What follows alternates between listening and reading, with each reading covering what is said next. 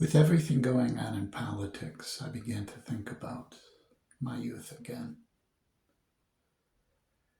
In 1963, I was at my grandmother's apartment. My mother and I lived with my grandparents.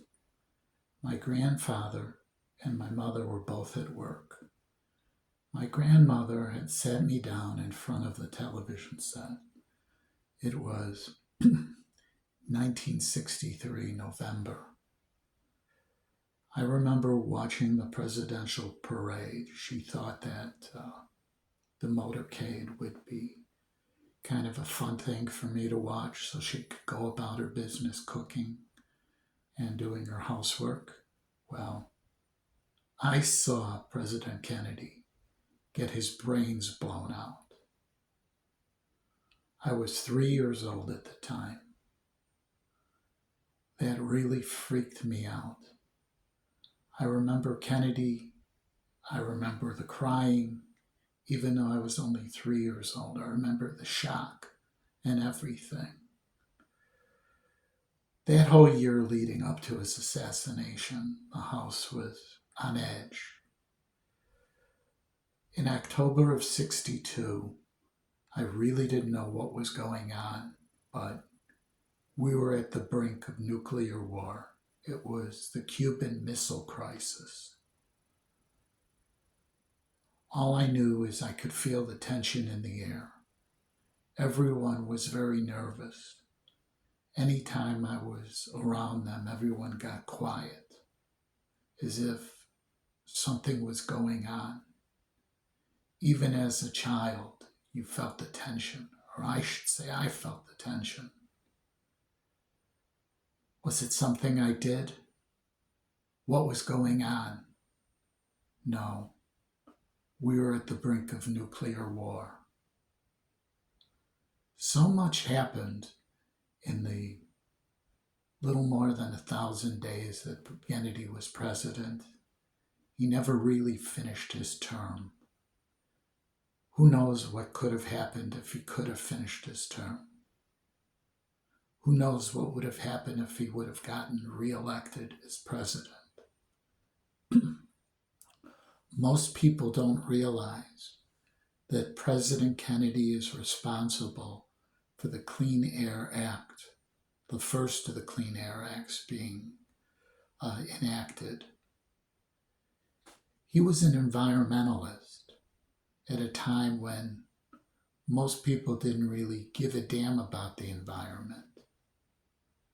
Most people don't know that he's responsible for 16 national parks. Yes, it's not the most number of national parks, but it is an accomplishment. 16 national parks, Clean Air Act. Who knows what else he could have done? He had to deal with the Cuban Missile Crisis. He handled that.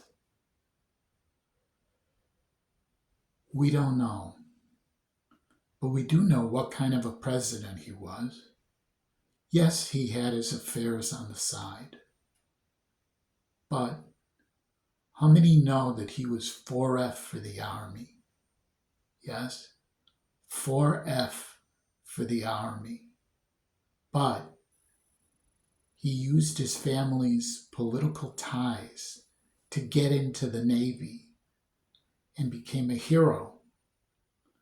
This man broke away from tradition.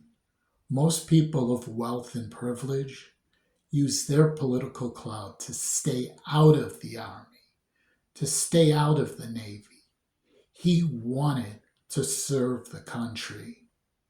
Ask not what this country can do for you, but what you can do for your country. He had a strength of character for the country. He loved the country. Yes, you can say he was a womanizer, but he was a patriot. He loved the country.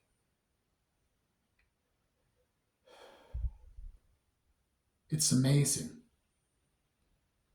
you know. That family has been plagued with all sorts of problems, but they all went into public service. They all did great things, that generation.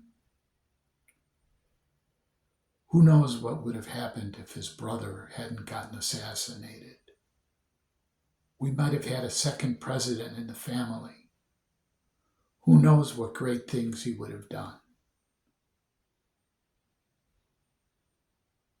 It's just a shame that a lot of times the people who become presidents or want to be presidents again just aren't right for the job.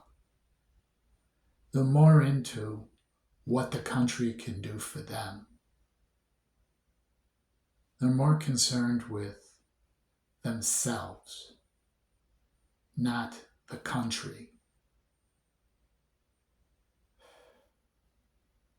All I can say is that we need more people like the two Kennedy brothers that were killed. Just food for thought.